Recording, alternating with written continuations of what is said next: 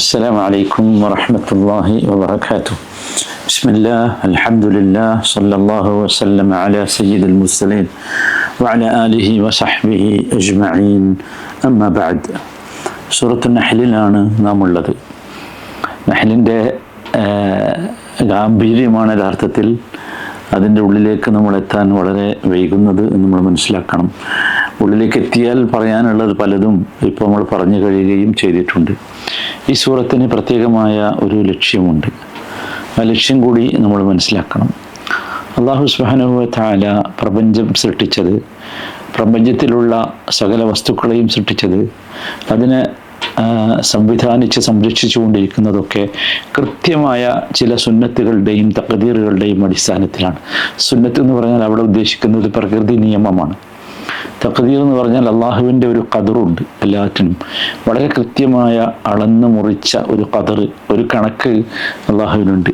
അതനുസരിച്ചാണ് അത്. സത്യത്തിൽ അത് നമ്മൾ മനസ്സിലാക്കുക എന്നതാണ് ഈ സൂറയിലെ മുഖ്യ പ്രമേയം എന്ന് പറയുന്നത്.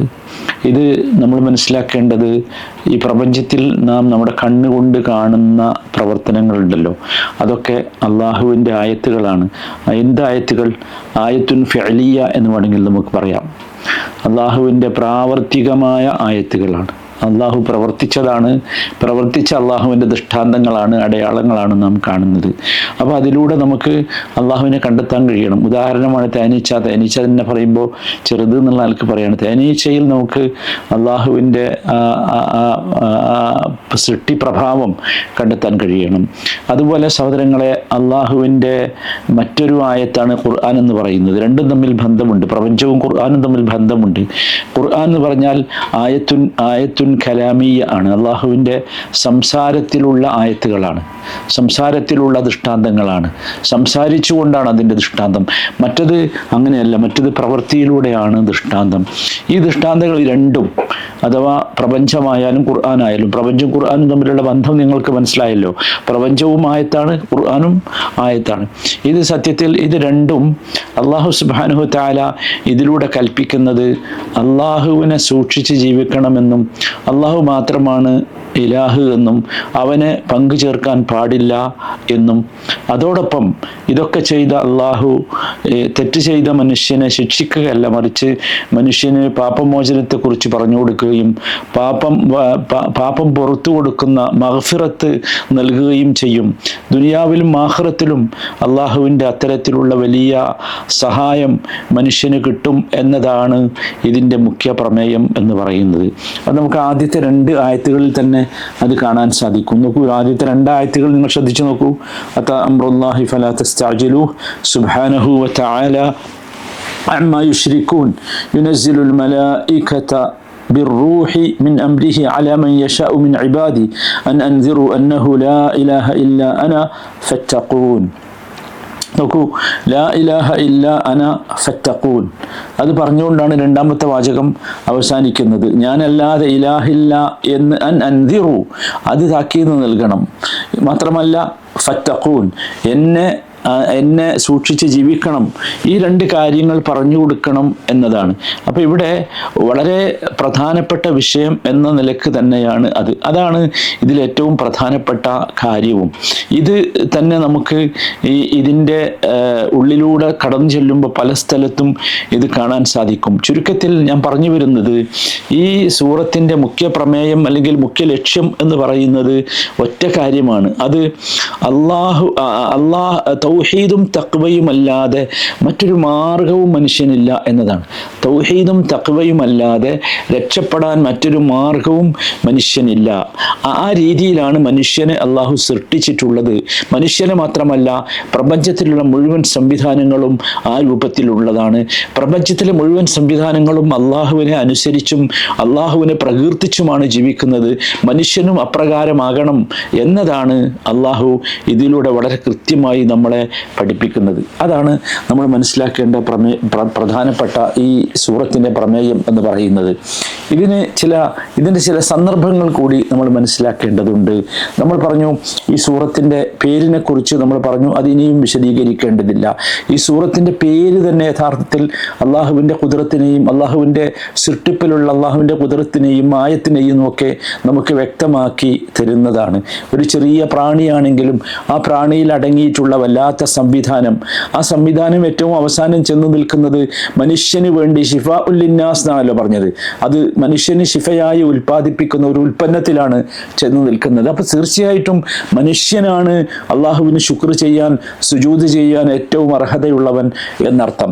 അതാണ് വളരെ ഗൗരവത്തിൽ നമ്മൾ മനസ്സിലാക്കേണ്ട കാര്യം. ഇനി നോക്കൂ, ഈ സൂറയുടെ ആരംഭവും ഇതിൻ്റെ അവസാനവും തമ്മിൽ വല്ലാത്ത ഒരു താദാത്മ്യമുണ്ട്. അത് നമുക്ക് കൃത്യമായി കാണാൻ സാധിക്കും. ഇതിൻ്റെ ആരംഭം എന്താണ്? അതാ അംറുല്ലാഹി ഫലാ തസ്തഅജിലൂഹു എന്നാണ്. അള്ളാഹുവിൻ്റെ കൽപ്പന വന്നിരിക്കുന്നു, അല്ലെങ്കിൽ വരാനായിരിക്കുന്നു, അതുകൊണ്ട് നിങ്ങൾ ധൃതി കാണിക്കണ്ട എന്നാണ്. മക്കയിലെ മുശ്രിക്കുകൾക്കുണ്ടായ വലിയ ഒരു അപജയം അതായിരുന്നു. എവിടെ ശിക്ഷ, എവിടെ എന്ന് ചോദിച്ചുകൊണ്ട് വല്ലാതെ ധൃതി കാണിക്കുമായിരുന്നു. അതാ അംറുല്ലാഹി ഫലാ തസ്തഅജിലൂഹു, നിങ്ങൾ ധൃതി കാണിക്കണ്ട എന്ന. ഇനി നിങ്ങൾ ഇതിൻ്റെ അവസാനത്തേക്ക് വന്നാൽ ഭയങ്കര അത്ഭുതമാണ്. 126-ാമത്തെ വചനം അല്ലാഹു സുബ്ഹാനഹു വ തആല 126-ാമത്തെ വചനം അവസാനിപ്പിക്കുന്നത് വല ഇൻ സബർത്തും ലഹുവ ഖൈറുൽ ലിസ്സാബിരീൻ എന്ന് പറഞ്ഞുകൊണ്ടാണ്. വല ഇൻ സബർത്തും ലഹുവ ഖൈറുൽ ലിസ്സാബിരീൻ. അത് യഥാർത്ഥത്തിൽ ശിക്ഷയെക്കുറിച്ച് പറഞ്ഞിട്ടാണ് പറയുന്നത്. വ ഇൻ ആഖബതും ഫആഖിബു ബിമിസ്ലി മാ ഉഖിബ്തും ബി വല ഇൻ സബർത്തും ലഹുവ ഖൈറുൽ ലിസ്സാബിരീൻ. ധൃതി കാണിക്കേണ്ട എന്ന് ആദ്യം പറഞ്ഞിട്ട് അവസാനം പറയുന്നത് നിങ്ങൾ സബർ കാണിക്കുകയാണെങ്കിൽ അതാണ് യഥാർത്ഥത്തിൽ സാബിരീങ്ങൾക്ക് അതാണ് ഉത്തമം, നിങ്ങൾ സബർ കാണിക്കുകയാണ് വേണ്ടത് എന്ന് പറഞ്ഞ് വളരെ പച്ചയായി സബറിനെ പ്രോത്സാഹിപ്പിച്ചു. സബർ ചെയ്യണം എന്ന് പറഞ്ഞു. കാരണം ഇസ്തിഅജാൽ, ഈ ധൃതി കാണിക്കാതിരിക്കുക എന്നതിനോട് യോജിച്ചു വരുന്നത് ഏതാ? സബറാണ്. ധൃതി കാണിക്കുക എന്ന് പറഞ്ഞാൽ സബറില്ലായ്മയാണ്. ധൃതി കാണിക്കാതിരിക്കുക എന്ന് പറഞ്ഞാലോ അത് സബറാണ്. അതുപോലെ നമുക്ക് കാണാം ഇതിൻ്റെ ആദ്യ ഭാഗത്ത് അൻസിറൂ അന്നഹു ലാ ഇലാഹ ഇല്ലാ അന ഫത്തഖൂൻ. ഇതിൻ്റെ ആദ്യ ഭാഗം അങ്ങനെയാണ്. സൂറത്തു ഈ നഹ്ലിൻ്റെ 2-ാമത്തെ വചനമാണ് അത്. എന്നാൽ ഇത് അവസാനത്തേക്ക് പോയി നോക്കൂ, എന്താണ് അൻസിറൂ അന്നഹു ലാ ഇലാഹ ഇല്ലാ അന ഫത്തഖൂൻ എന്ന് പ്രവാചകന്മാർ വന്നിട്ടുള്ളത് എന്തിനാ? ഇത് താക്കീത് നൽകാൻ വേണ്ടിയാണ്. അള്ളാഹു അല്ലാതെ, ഞാനല്ലാതെ ഇലാഹില്ല, ഞാനല്ലാതെ ആരാധ്യനില്ല, എന്നെ നിങ്ങൾ സൂക്ഷിച്ച് ജീവിക്കണം എന്ന് താക്കീത് നൽകാൻ എന്ന് പറഞ്ഞുകൊണ്ടാണ് ആദ്യ ഭാഗം പറയുന്നത്. അവസാനത്തേക്ക് വരുമ്പോൾ നബി സല്ലല്ലാഹു അലൈഹി വസല്ലമയോട് പറയുന്നുണ്ട് 125-ാമത്തെ വചനത്തിൽ ഉദ്ഉ ഇലാ സബീലി റബ്ബിക ബിൽ ഹിക്മതി വൽ മൗഇദത്തിൽ ഹസന. ഈ താക്കീത് എങ്ങനെയായിരിക്കണം എന്നാണ് പറയുന്നത്. എങ്ങനെയാണ് നീ താക്കീത് നൽകേണ്ടത്, എങ്ങനെയായിരിക്കണം ക്ഷണിക്കേണ്ടത് എന്ന് അവസാനം വിശദീകരിക്കുകയാണ്. ഉദ്ഉ ഇലാ സബീലി റബ്ബിക ബിൽ ഹിക്മതി വൽ മൗഇദത്തിൽ ഹസന.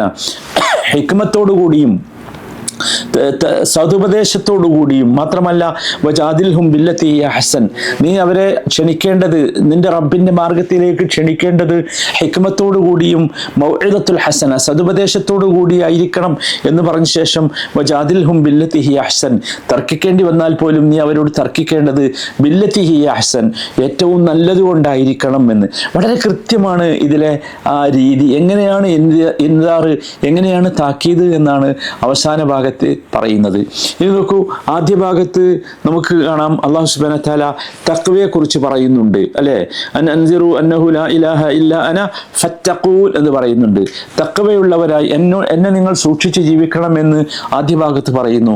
അതേ സാധനം നിങ്ങൾ ആലോചിച്ച് നോക്കൂ, അവസാനത്തെ ആയത്തിലേക്ക് നോക്കൂ. 128-ാമത്തെ വചനമാണ് ഈ സൂറയിലെ അവസാനത്തെ വചനം. അവസാനത്തെ വചനം അള്ളാഹു പറഞ്ഞത് ഇന്നല്ലാഹ മഅല്ലദീന തഖവ വല്ലദീന ഹും മുഹ്സിനൂൻ എന്നാണ്. തീർച്ചയായും അള്ളാഹു ഉണ്ടാവുക തഖ്വയുള്ളവരുടെ കൂടെ ആയിരിക്കും എന്നാണ്. തഖ്വ അനുഷ്ഠിക്കണമെന്ന്, തഖ്വ ഉണ്ടാകണമെന്ന് 2-ാമത്തെ വചനത്തിൽ പറയുകയും അവസാനത്തെ വചനത്തിലേക്ക് എത്തിയപ്പോഴേക്ക് ഒരുപാട് പ്രപഞ്ചത്തിലെ അത്ഭുതങ്ങളും ദൃഷ്ടാന്തങ്ങളും ഒക്കെ കാണിച്ചു തന്ന ശേഷം അവസാനം പറഞ്ഞു അല്ലാഹ് ഉണ്ടായ ആരെ കൂടെ അല്ലാഹു ഉണ്ടാവുക ഇന്നല്ലാഹ മഅല്ലദീന തഖവ വല്ലദീന ഹും മുഹ്സിനൂൻ, മുഹ്സിനുകളായ തഖ്വയുള്ള ആളുകളുടെ കൂടെയായിരിക്കും അല്ലാഹു ഉണ്ടാവുക എന്നാണ്. അഥവാ ഇതിൻ്റെ ആദ്യ ഭാഗത്ത് അല്ലാഹു അടിമകളോട് തഖ്വ കൽപ്പിക്കുകയും അവസാന ഭാഗത്ത് അല്ലാഹു ആ തഖ്വയുള്ളവരുടെ കൂടെയാണ് എന്ന് പ്രഖ്യാപിക്കുകയും ചെയ്യുകയാണ്. ഇന്ന് നോക്കൂ, അതുപോലെ തന്നെ കാണാം ഇതിൻ്റെ ഈ സൂറത്തിൻ്റെ തുടക്കവും ഒടുക്കവും തമ്മിലുള്ള ബന്ധം. ഇതിൻ്റെ ഈ സൂറത്തു ഹിജ്ർ ഈ സൂറത്തിൻ്റെ അല്ല, കഴിഞ്ഞ സൂറത്തിൻ്റെ ഒടുക്കവും ഈ സൂറത്തിൻ്റെ തുടക്കവും തമ്മിൽ വല്ലാത്ത ബന്ധം കാണാൻ സാധിക്കും. അതൊക്കെ ഈ എന്താ പറയുക, ഈ മക്കിയായ സൂറകൾക്ക് ഇങ്ങനെയൊക്കെ വല്ലാത്ത പാരസ്പര്യം നമ്മളിതിങ്ങനെ വായിക്കുമ്പോൾ നമുക്ക് അനുഭവപ്പെടുകയാണ്. അതുകൊണ്ടാണ് നമ്മളിത് പറയുന്നത്. നമുക്ക് സൂറത്ത് ഹിജ്ർ അവസാനിച്ചപ്പോൾ പറഞ്ഞ അവസാനത്തെ വാക്കെന്താ? വഅബ്ദു റബ്ബക ഹത്താ യഅതിയകൽ യഖീൻ. നമ്മളത് കേട്ടല്ലോ കഴിഞ്ഞ ക്ലാസ്സിൽ. വഅബ്ദു റബ്ബക ഹത്താ യഅതിയകൽ യഖീൻ. ഉറപ്പായ ഒരു സംഗതി വരുന്നത് വരെ നീ നിന്റെ റബ്ബിനെ ഇബാദത്ത് ചെയ്യണം. അവിടെ ഉറപ്പായൊരു സംഗതി എന്ന് പറഞ്ഞാൽ മരണം തന്നെയാണ്. അപ്പം അതാണ്, അങ്ങനെയാണ് അവസാനിച്ചത്. എന്നിട്ട് സൂറത്തുൽ നഹ്ൽ എങ്ങനെ തുടങ്ങുന്നത്?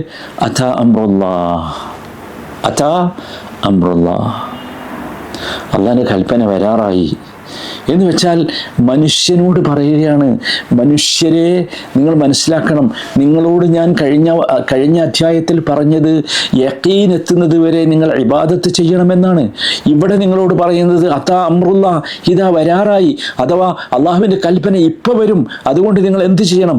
നിങ്ങൾ ചെയ്യുന്ന പ്രവർത്തനത്തിന് നൈരന്തര്യമുണ്ടാകണം. നിങ്ങളുടെ സബറിന് നൈരന്തര്യമുണ്ടാകണം. നിങ്ങൾ എന്തുദ്ദേശമാണോ നിങ്ങളിലൂടെ ഇവിടെ നടപ്പാക്കേണ്ടത് ആ ഉദ്ദേശം പൂർത്തിയാകുന്നത് വരെ നിങ്ങളുടെ പ്രവർത്തനത്തിലും നിങ്ങളുടെ സബറിലുമൊക്കെ നിങ്ങൾക്ക് അതിന് ഒരു സ്ഥിരത ഉണ്ടാകണം എന്നാണ് ആ പറഞ്ഞതിൻ്റെ ആശയം. അതുപോലെ നോക്കൂ, സൂറത്തുൽ ഹിജ്റിൻ്റെ അവസാനം അള്ളാഹു ഉബൂദിയത്തിനെ കുറിച്ച് പറഞ്ഞു. വഅബ്ദു റബ്ബക എന്ന് പറഞ്ഞു. നിന്റെ റബ്ബിനെയാണ് നീ ഇബാദത്ത് ചെയ്യേണ്ടത് എന്ന് പറഞ്ഞു. നോക്കൂ, അവിടെ റബ്ബിനോട് മാത്രമാണ് ഇബാദത്ത് എന്നാണ് അവിടെ ഉദ്ദേശിക്കുന്നത്. ഇനി നിങ്ങൾ സൂറത്തുൽ നഹ്ലിൻ്റെ ആദ്യ ഭാഗത്തേക്ക് വന്ന് നോക്കൂ. ഹിജ്റിൻ്റെ അവസാനം എങ്ങനെയാണോ അവസാനിപ്പിച്ചത് ആ കാര്യം സൂറത്തുൽ നഹ്ലിൻ്റെ ആദ്യ ഭാഗത്ത് കാണാം. അല്ലാഹു സുബ്ഹാനഹു വ തആല വളരെ കൃത്യമായി പറയുന്നുണ്ട്, സുബ്ഹാനഹു വ തആല അമ്മാ യുശ്രികൂൻ എന്ന്. സുബ്ഹാനഹു വ തആല അമ്മാ യുശ്രികൂൻ. ശിർക്ക് ചെയ്യുക എന്നത്, അല്ലെങ്കിൽ ശിർക്ക് ചെയ്യുന്നതിൽ നിന്ന് അവൻ എത്ര പരിശുദ്ധനാണ് എന്ന്. അപ്പോൾ സത്യത്തിൽ ഞാൻ പറഞ്ഞത് ഇതൊക്കെ ഇതിൻ്റെ ആദ്യവും അവസാനവും തമ്മിൽ ബന്ധമുണ്ട്. കഴിഞ്ഞ സൂറയുടെ അവസാനവും ഈ സൂറയുടെ ആദ്യവും തമ്മിൽ ബന്ധമുണ്ട്. ഈ പരസ്പര ബന്ധമൊക്കെ നിങ്ങൾ വിചാരിക്കരുത് യാദൃച്ഛികമാണ് എന്ന്. ഇത് അല്ലാഹു സുബ്ഹാനഹു വ തആലയുടെ കലാമിൻ്റെ സവിശേഷതയായി വേണം നമ്മളിതിനെ കാണാൻ. അള്ളാഹു മനസ്സിലാക്കാൻ തൗഫീഖ് നൽകട്ടെ. സഹോദരങ്ങളെ, ഇനി നമുക്ക് മനസ്സിലാക്കാനുള്ളത് ഈ സൂറത്തിൻ്റെ മെഹ്വറുകളെ കുറിച്ചാണ്. ഈ സൂറത്തിൽ ഉടനീളം നമ്മൾ കാണുന്നത് വളരെ മനോഹരമായ ഉപമകളും ഉദാഹരണങ്ങളും ദൃഷ്ടാന്തങ്ങളും അടയാളങ്ങളും തെളിവുകളും. എന്തിനാ? അത് ഒരൊറ്റ കാര്യത്തിന്. അതെന്താ വെച്ചാൽ തർസീഖുൽ അഖീദ മിൻ ഖിലാലി തദ്കീർ ബിനിഅമില്ലാഹിൽ കസീറ. അള്ളാഹുവിൻ്റെ വ്യത്യസ്തമായ നിഅമത്തുകളെ ഓർമ്മിപ്പിക്കുന്നതിലൂടെ എന്താണ് അള്ളാഹു ഉദ്ദേശിക്കുന്നത്? തർസീഖുൽ അഖീദ നട്ടുപിടിപ്പിക്കുകയാണ്. അഖീദ രൂഢമൂലമാക്കുകയാണ്. വിശ്വാസം രൂഢമൂലമാകണം. വിശ്വാസം രൂഢമൂലമാകണം. ആ വിശ്വാസം രൂഢമൂലമാകാനുള്ള ഏക പ്രവർത്തനം എന്താണെന്ന് ചോദിച്ചാൽ അള്ളാഹുവിൻ്റെ വ്യത്യസ്തമായ നിഅമത്തുകളെ നിരന്തരം ഓർമ്മിപ്പിക്കലാണ്. അത് ഓർമ്മിപ്പിക്കുമ്പോൾ നമ്മുടെ വിശ്വാസം ദൃഢമാകും.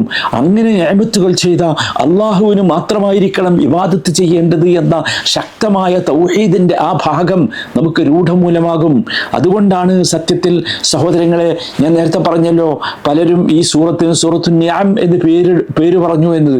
വ്യത്യസ്തമായ അനേകം നിഅമത്തുകളെ, ആ നിഅമത്തുകളെ എണ്ണിപ്പറയുന്നത് ആ നിഅമത്തുകൾ മുഖേന നമ്മുടെ അഖീദ ശുദ്ധമാകണം, അഖീദ രൂഢമൂലമാകണം എന്നതാണ്.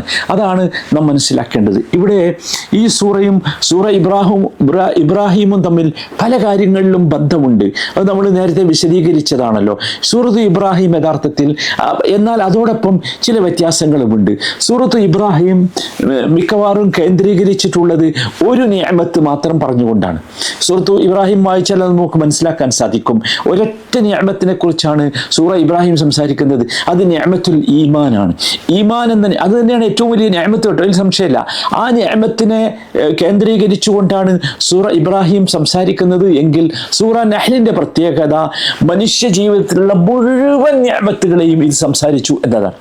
അതൊരു വലിയ അത്ഭുതമാണ് സഹോദരങ്ങളെ. മനുഷ്യ ജീവിതത്തിൽ കാണുന്ന എല്ലാ നിഅമത്തുകളെയും കേന്ദ്രീകരിച്ചുകൊണ്ടാണ് സൂറ നഹ്ല് സംസാരിക്കുന്നത്. അതാണ് വലിയ അത്ഭുതം.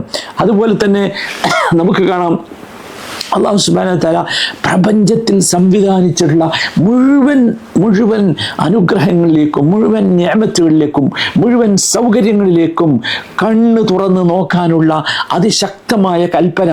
അതോടൊപ്പം അത്തരം നിഅമത്തുകൾ നിങ്ങൾ മോശമായ മാർഗത്തിൽ ഉപയോഗിച്ചാൽ നിങ്ങൾക്ക് വരാനിരിക്കുന്നത് വലിയ ഭയാനകമായ അപകടമായിരിക്കും എന്ന് ഓർമ്മിപ്പിക്കലുമാണ്. എപ്പോഴും നമ്മൾ മനസ്സിലാക്കേണ്ടത് അള്ളാഹു നൽകിയ ഒരു നിഅമത്തും അള്ളാഹുവിന് ഇഷ്ടപ്പെട്ട മാർഗത്തിലല്ലാതെ നമ്മൾ ചെലവഴിക്കാൻ പാടില്ല എന്നത് തന്നെയാണ്. മറ്റൊരു മഹാ അത്ഭുതം എനിക്ക് അനുഭവപ്പെട്ടത് സൂറത്തുൻ നഹ്ല് സഞ്ചരിക്കുന്നത് ഒരേ രീതിയിലാണ്. അതുകൊണ്ടാണ് സൂറത്തുൻ നഹ്ല് പാരായണം ചെയ്യുമ്പോൾ നിങ്ങൾ ശ്രദ്ധിച്ചിട്ടുണ്ടോ എന്ന് എനിക്കറിയില്ല, പ്രധാനപ്പെട്ട കാര്യങ്ങളൊക്കെ സൂറത്തുൻ നഹ്ല് പാരായണം ചെയ്യുക ഒരേ രീതിയിലായിരിക്കും.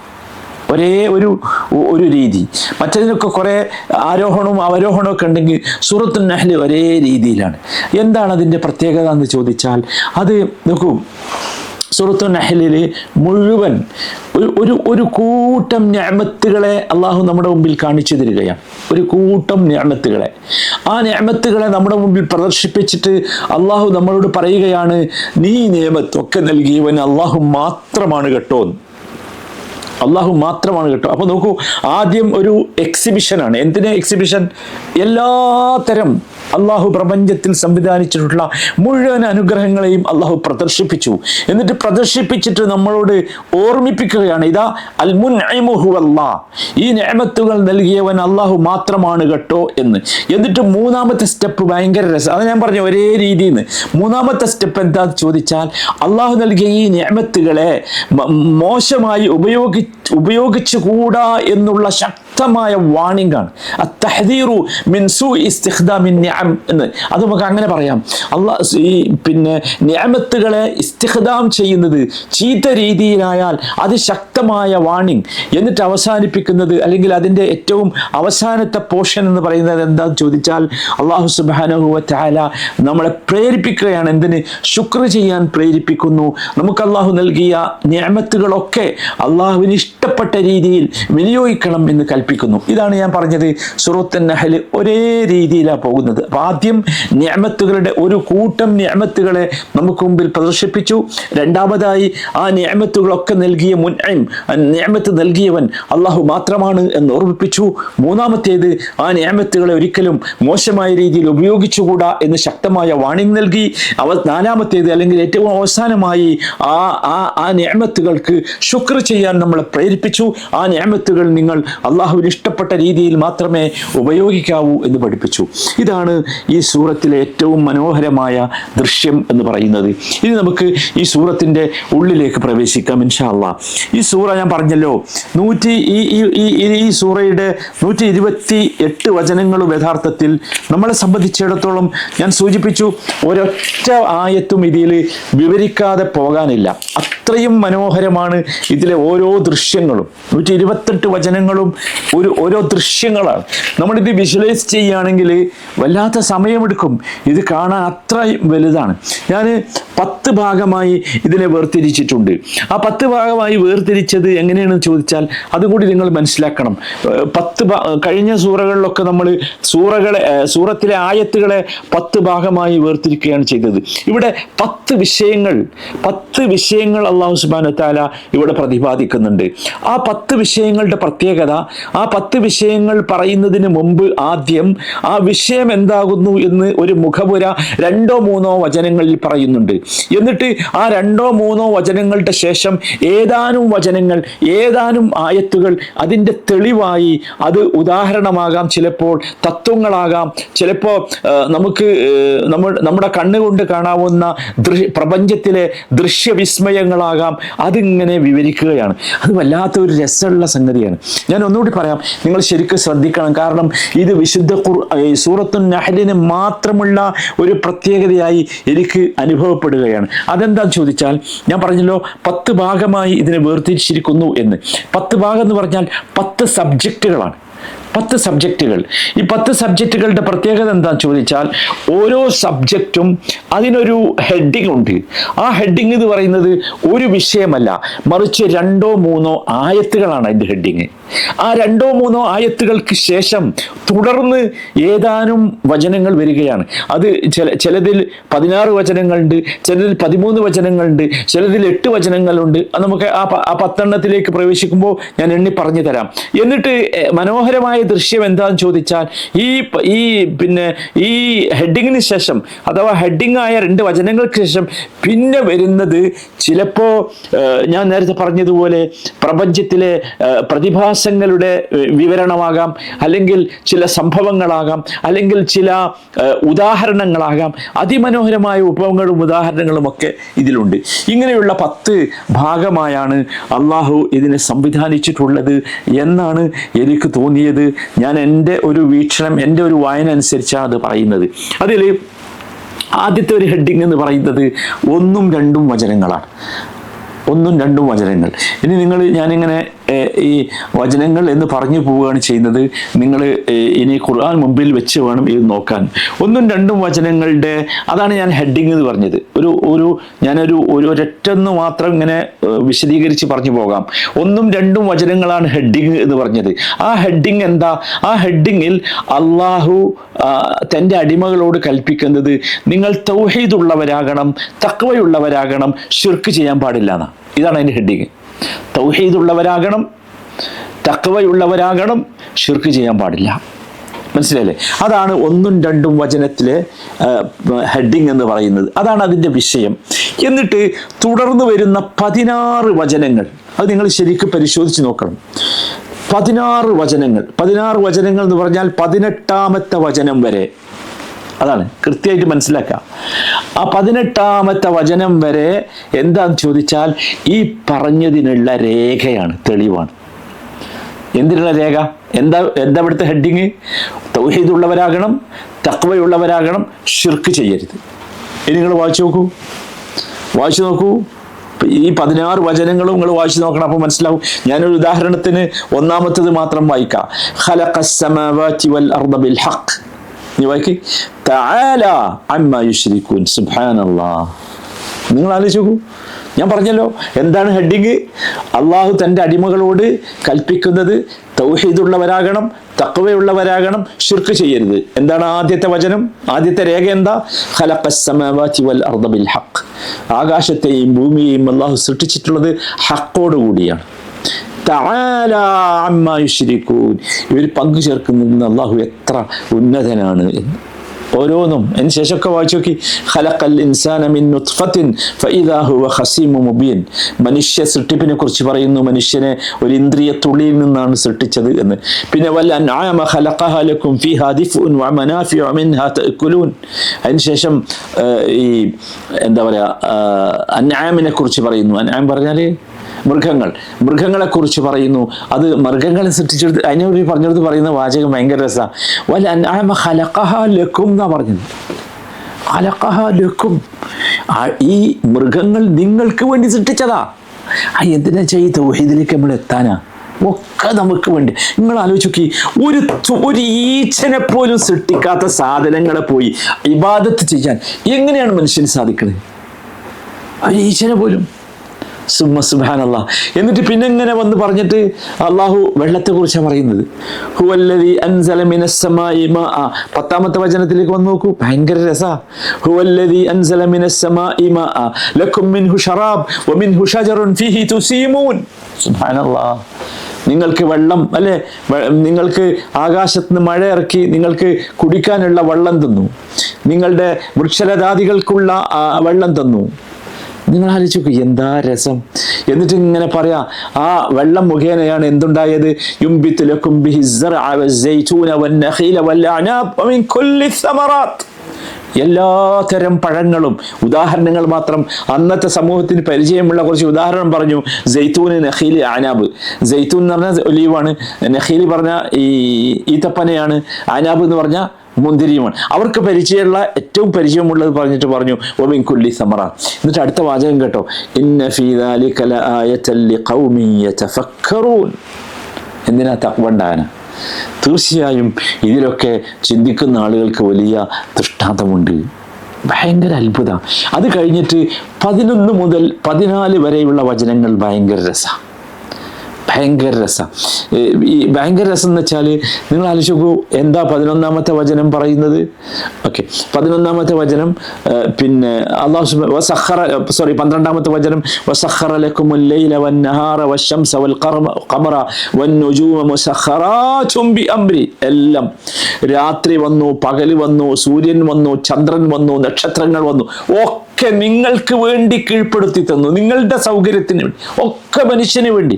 ഇന്ന ഫീ ദാലിക ലആയാതിൻ ലിഖൗമിൻ യഅഖിലൂൻ. ചിന്തിക്കുന്ന ആളുകൾക്ക് തീർച്ചയായും ഇതിലൊക്കെ വലിയ ദൃഷ്ടാന്തമുണ്ട്. നോക്കൂ, രാത്രിയിലെ ആ പ്രകാശം, രാത്രിയിലെ പ്രകാശം പകലിലെ പ്രകാശം തമ്മിൽ ഭയങ്കര വ്യത്യാസമല്ലേ? വ്യത്യാസം കാഴ്ചയിൽ മാത്രമല്ല, അതിൻ്റെ എല്ലാറ്റിലുമുണ്ട്. നിങ്ങൾ ആലോചിച്ച് നോക്കൂ, ഇതുവരെ നമ്മൾ ആരെങ്കിലും ഈ പകൽ അനുഭവിക്കുന്ന പ്രകാശത്തിന് ബില്ലടിച്ചോ? നിങ്ങൾ ആലോചിച്ച് നോക്കി, ഉണ്ടോ? ഒരു ബില്ല് കൊടുത്തോ? ശുക്ർ ചെയ്യും മനുഷ്യന്മാരെ. ഇത്രമാത്രം വലിയ സോളാർ എനർജി ഭയങ്കര അത്ഭുതമല്ലേ? അള്ളാഹ്ക്ക് ബില്ല് കൊടുത്തു ആരെങ്കിലും? നിങ്ങളവിടെ ഈ സോളാർ എനർജി പിന്നെ റിസീവ് ചെയ്യാൻ വേണ്ടി വെച്ച സംവിധാനമല്ലാതെ വേറെ എന്തെങ്കിലും നിങ്ങൾക്ക് ചെലവുണ്ടോ? സുബ്ഹാനല്ലാഹ്, ആലോചിച്ച് നോക്കൂ, ഭയങ്കര അത്ഭുതമാണ്. അതൊക്കെ ഓരോന്നെണ്ണി പറഞ്ഞു, എല്ലാം പറഞ്ഞു. ലൈല് പറഞ്ഞു, നഹാർ പറഞ്ഞു, ഷംസ് പറഞ്ഞു, ഖമർ പറഞ്ഞു, നുജൂബ് പറഞ്ഞു. എന്നിട്ട് പറഞ്ഞത് ഇന്ന ഫീ ദാലിക ലആയാതിൻ എന്ന് അവിടെ അവസാനിച്ചില്ല. എന്നിട്ട് ഭയങ്കര രസം, വമാ ദറഅ ലക്കും ഫിൽ അർദി മുഖ്തലിഫൻ അൽവാനുഹു.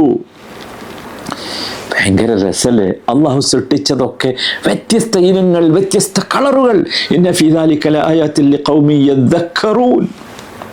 അത് കഴിഞ്ഞിട്ട് 14ാമത്തെ വചനത്തിൽ ഭയങ്കര രസമാണ്. സമുദ്രത്തെ സഖറൽ ബഹ്റ ലിതഅകുലു മിൻഹു ലഹ്മൻ ത്വരിയൻ. തൗഹീദിലാണ് മനുഷ്യനെത്തുക. നിങ്ങൾക്ക് സമുദ്രത്തെ കീഴ്പ്പെടുത്തുന്നു, സൗകര്യപ്പെടുത്തുന്നു. നിങ്ങൾ അതിൽ നിന്ന് ഫ്രഷായ ലഹ്മ് കഴിക്കുന്നു. ഫ്രഷായ ലഹ്മ് പറഞ്ഞാൽ ഇതാണ്, ഫിഷാണ്, മീനാണ്, ഫ്രഷായ മീൻ. സുബ്ഹാനല്ലാഹ്, നിങ്ങൾ ആലോചിച്ച് നോക്കൂ, ഈ കടലിൽ നിന്ന് പിടിക്കുന്ന മീൻ സമ്പത്തിന്, മത്സ്യസമ്പത്തിന് വല്ല കണക്ക്, എത്ര ഇനം, എന്തൊക്കെ വെറൈറ്റി, ഏതൊക്കെ പ്രോട്ടീൻസ് ഉള്ള. നിങ്ങൾ ആലോചിച്ച് നോക്കൂ, കടലിന് ആരെങ്കിലും ഇതുവരെ പൈസ കൊടുത്തോ? ആ കടലിൽ അത് ഉള്ളതിന് കടലിന് ആരെങ്കിലും എന്ത് കൊടുത്തനോ? ആരും കൊടുത്തിട്ടില്ലല്ലോ, ഒന്നും കൊടുത്തിട്ടില്ലല്ലോ. വേണ്ടേ? ശുക്ർ വരണ്ടേ സഹോദരന്മാരെ? ആ ശുക്ർ തൗഹീദായി വരണം, ആ ശുക്ർ തഖ്വയായി വരണം. അതാണ് അള്ളാഹു ആവശ്യപ്പെടുന്നത്. എന്നിട്ട് അവിടെ അവസാനിപ്പിച്ച വാചകം 14ാമത്തെ വചനം ഭയങ്കര രസ. ലഅല്ലക്കും തഷ്കുറൂൻ. ഏത്? കടലിനെ സംവിധാനിച്ചെടുത്ത് പറഞ്ഞ് കടലിലൂടെ സഞ്ചരിക്കാവുന്ന വാഹനമായ കപ്പലുകൾ ഉണ്ടാക്കി അങ്ങനെ സൗകര്യം ചെയ്തു തന്നു. എന്നിട്ട് അതിങ്ങനെ പറഞ്ഞിട്ട് പിന്നെ പറയുന്നത്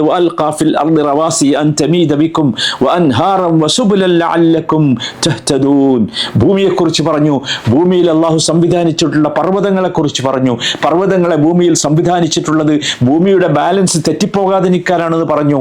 ഭൂമിയിലുള്ള ഉള്ള പുഴകളെക്കുറിച്ച് പറഞ്ഞു. അതുപോലെ വഅലാമാതിൻ വബിന്നജ്മി ഹും യഹ്തദൂൻ എന്ന് പറഞ്ഞു. നക്ഷത്രങ്ങൾ മനുഷ്യർക്ക് യാത്രക്കുള്ള, സത്യത്തിൽ ഈ ഗോകളൊക്കെ ഇപ്പോൾ വന്നാലേ, ഗോകൾ വരുന്നതിന് മുമ്പ് ഈ മരുഭൂമിയിലൂടെ യാത്ര ചെയ്തിരുന്ന, കടലിലൂടെ യാത്ര ചെയ്തിരുന്ന ആളുകളുടെ ഗോകൾ എന്തായിരുന്നു അറിയോ? അതാണ് വഅലാമാതിൻ വബിന്നജ്മി എന്ന് പറഞ്ഞത്. നക്ഷത്രങ്ങളായിരുന്നു അവരുടെ ഗോകൾ. എന്നിട്ട് ഇതിങ്ങനെ പറഞ്ഞിട്ട് നമുക്ക് അല്ലാഹ് ചോദിക്കുന്ന ഒരു ചോദ്യമുണ്ട്, അഫമൻ യഖ്ലുഖു കമൻ ലാ യഖ്ലുഖ് അഫലാ തദക്കറൂൻ. നിങ്ങൾ പറയണം, സൃഷ്ടിച്ചവനും സൃഷ്ടിക്കാത്തവനും ഒന്നാണോ? ആണോ? അഫലാ തദക്കറൂൻ. കുറച്ചെങ്കിലും ചിന്തിച്ചുകൂടെ കൂട്ടരെ? എങ്ങനെയാണ് അല്ലാഹു അല്ലാത്തവർക്ക് നിങ്ങൾ ഇബാദത്ത് ചെയ്യുക എന്ന് പറഞ്ഞ ശേഷം ഈ നിഅമത്തുകൾ മുഴുവൻ മുമ്പിൽ വെച്ചിട്ട് ഒരു വല്ലാത്ത വാക്ക്, സൂറത്തുൻ നഹ്ലിലെ 18-ാമത്തെ വചനം, വഇൻ തഉദ്ദൂ നിഅമത്തല്ലാഹി ലാ തുഹ്സൂഹാ ഇന്നല്ലാഹ ലഗഫൂറുർ റഹീം. പേടിക്കേണ്ട വചനമാണ്. അള്ളാഹുവിൻ്റെ നിഅമത്തുകൾ എണ്ണാനിരുന്നാൽ നിങ്ങൾക്ക് എണ്ണാൻ ഒക്കില്ല. തീർച്ചയായും അള്ളാഹു ഗഫൂറാണ്, റഹീമാണ്. അതുകൊണ്ട് മടങ്ങുക എന്നതാണ് ഈ സൂറത്തുൽ നഹ്ലിലെ 1-ാമത്തെ ഭാഗത്തിൻ്റെ ഏറ്റവും മർമ്മപ്രധാനമായ വിഷയം. ഇൻഷാ അള്ളാഹ് ബാക്കി നമുക്ക് വിശദീകരിക്കാം. അള്ളാഹു കൂടുതൽ മനസ്സിലാക്കാനുള്ള തൗഫീഖ് നൽകുമാറാകട്ടെ.